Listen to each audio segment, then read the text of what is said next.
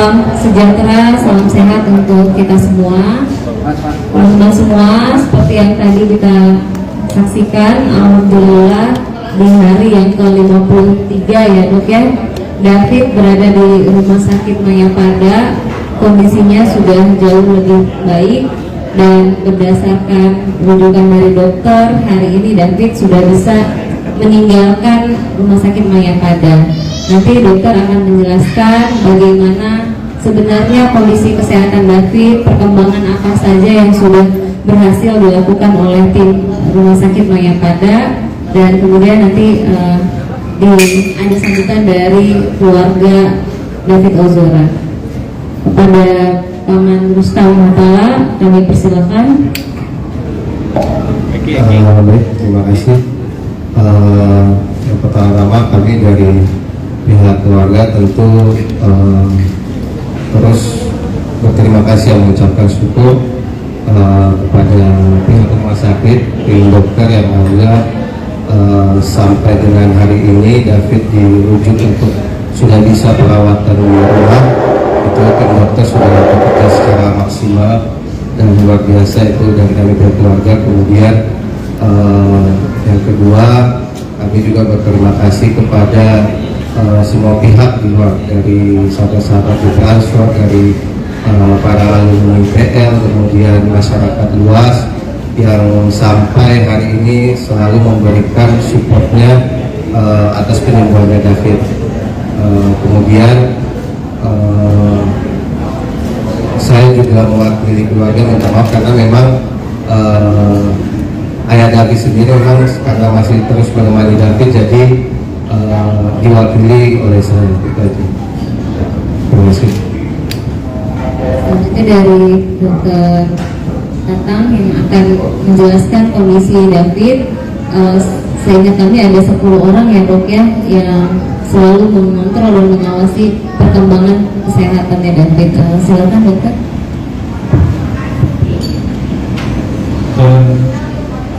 Kita akan memberikan summary dari awal David masuk sampai hari ini dia keluar. Dari awal David masuk itu memang kondisinya koma dan memang ada infeksi yang cukup berat akibat daripada cedera yang dialami tersebut. Kondisi ini belum baik sampai minggu ketiga, dan setelah minggu ketiga itu sudah mulai ada sedikit perubahan. Dan kita memang memberikan multi kita juga memberikan multi aspek treatment, dan kerjasama tim yang baik di rumah sakit ini memberikan manfaat yang cukup besar bagi David. Jadi kurang lebih perubahan itu mulai tampak itu minggu keempat. Pertama sekali itu motoriknya mulai membaik, dan kedua itu disertai dengan kesadarannya yang mulai membaik. Jadi mulai bisa berespon terhadap lingkungan dan juga mulai bisa mengikuti komen. Akan tetapi walaupun kita sudah pulangkan hari ini masih membutuhkan treatment yang cukup panjang. Karena dari sisi kognisi atau pikirannya itu masih membutuhkan latihan dan masih membutuhkan pemulihan. Dan motoriknya pun, motorik halusnya masih belum sepenuhnya membaik. Jadi ini memang masih membutuhkan treatment yang agak cukup panjang sehingga dia masih bisa pulih. Nah, jadi kita pulangkan hari ini itu karena dari segi motorik ini jauh lebih membaik, kognisinya juga membaik walaupun belum 100% mendekati normal, tetapi sudah jauh membaik dibanding kondisi awal itu koma. Nah, yang berikutnya itu dia sudah bisa melakukan aktivitas sehari-hari seperti makan, minum, lebih kayak sehari-hari seperti main handphone sudah mulai bisa. Tetapi dari sisi kognisi masih membutuhkan treatment yang masih cukup jangka waktu panjang sehingga dia bisa pulih seperti sebelum kena koma. Kurang lebih sampai itu.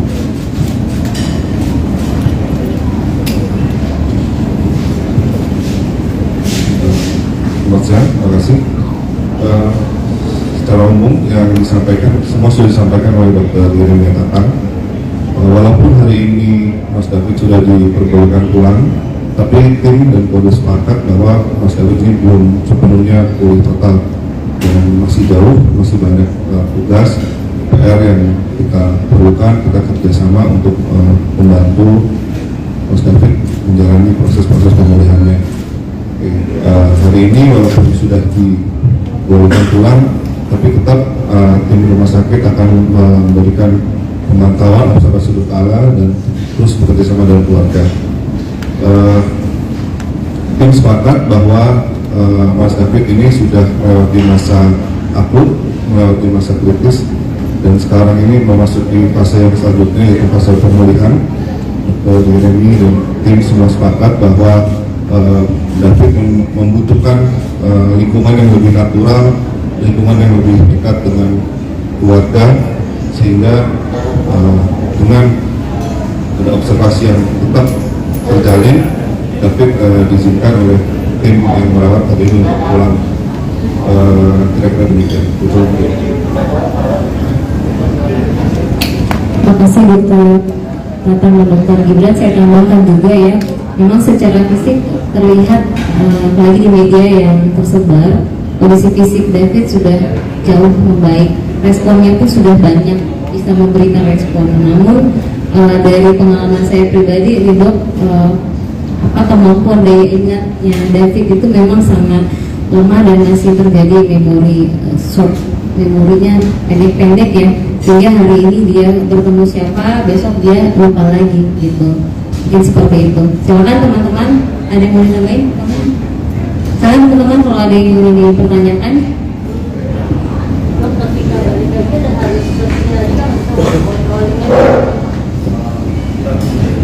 Dia masih akan menjalani proses fisioterapi berkala. Di kurang lebih itu kita sudah bikin program yang fisioterapi berkala kurang lebih 3 sampai 5 kali seminggu. Dia akan menjalani fisioterapi fisik dan terapi fisik di sini 1 bulan ke depan. Dan juga kita akan memberikan dia latihan memori dan juga latihan kognisi, juga cognitive behavioral therapy. Jadi kita akan benar-benar memantau yang namanya, kita takut namanya ada PTSD untuk kejadian yang traumatik pasca trauma. Nah ini yang kita akan pantau ke depannya supaya dia tidak mengalami PTSD ataupun cedera yang cukup berat akibat kejadian kemarin. Jadi 1 bulan ini akan menjadi fase recovery yang sangat penting buat si David. Jadi kita akan benar-benar pantau dia dengan sangat ketat sekali di sini. Termasuk nggak cuma masalah terapi fisik, dia punya nutrisi, dia punya paru-paru organ dalam lainnya yang terkait akibat infeksi yang kemarin. Jadi semuanya akan dipantau berkala di sini selama 1 bulan.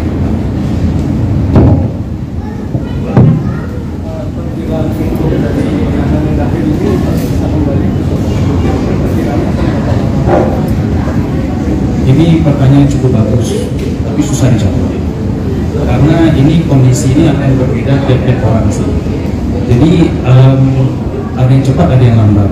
Memang secara kita lihat dalam waktu 50 hari ini cukup pemulihan progres cukup signifikan dan progres cukup drastis. Tetapi biasanya untuk ke motorik halus, untuk kognisi yang tersisa itu memang bisa membutuhkan waktu sampai berbulan-bulan bahkan bertahun-tahun. Nah ini sekarang tinggal melihat daripada kondisi otaknya sampai seberapa banyak bisa pulih. Untungnya David ini masih muda, maka recovery-nya jauh lebih cepat dibandingkan orang yang lebih tua. Tetapi bagaimanapun juga ini waktu apapun kondisinya koma. Jadi memang ini membutuhkan waktu sedikit lebih kurang dibanding kondisi yang lebih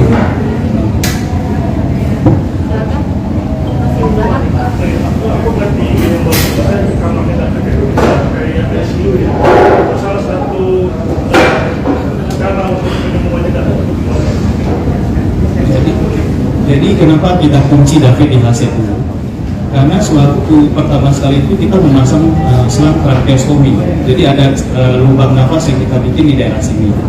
Kalau dia terlalu banyak ketemu orang, maka resiko infeksinya akan menjadi lebih berat. Sedangkan waktu dia datang itu kondisinya sangat berat sekali, infeksi cukup berat dan kuman di dalam darah sudah sangat berat sekali. Jadi kalau kita expose dia kepada tamu yang berkunjung, itu akan membuat infeksinya akan makin berat.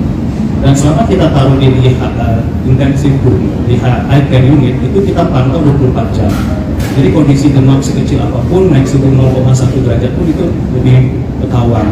Dan proses latihan fisiknya dia itu sangat intensif di ruang high care dengan rasio perawat 1:1.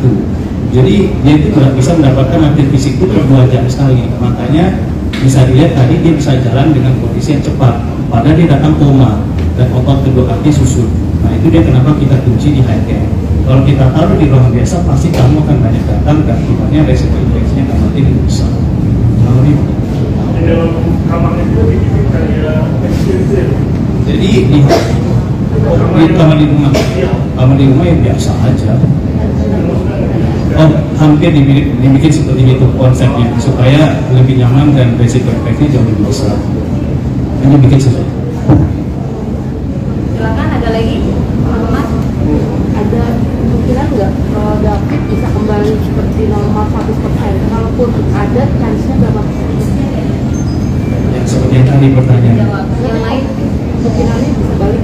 Ya, tadi betul sudah jawab bahwa tergantung kondisi tubuh masing-masing dan bagaimana kondisi otak David akan memicu terkait kognitif atau halusnya tadi ya, Dok, ya. Yang lain? Yang terakhir ya, belakang.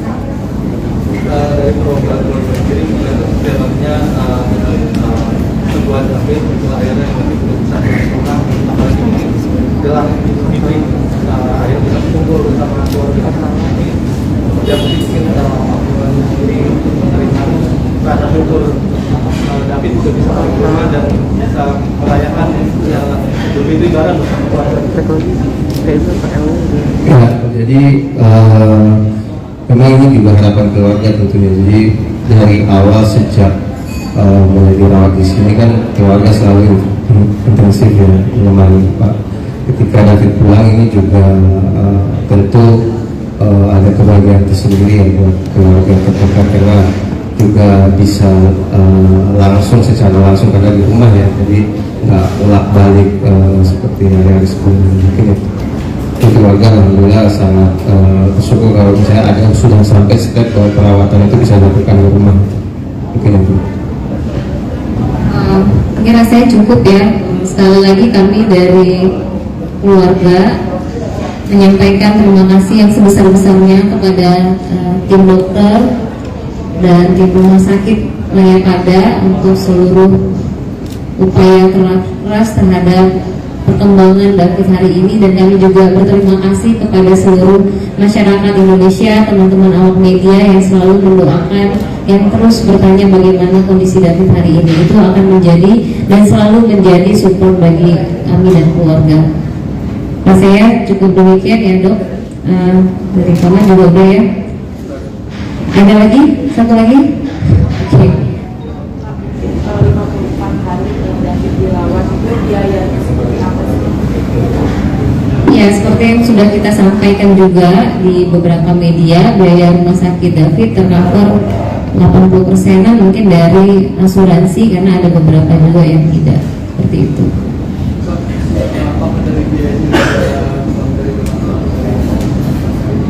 Sejauh ini 80% dari asuransi, sisanya dari keluarga, kolega, ya, seperti itu aja. Nggak ada kita membuka donatur sampai detik ini dari keluarga, belum ada. Itu menghabiskan biaya berapa? Nah, itu memang terakhirnya tadi orang tua David yang tanya ya, nominalnya berapa kita belum tahu Mbak. Gitu. Cuma terakhir aja tuh udah sekitar 1 M-an.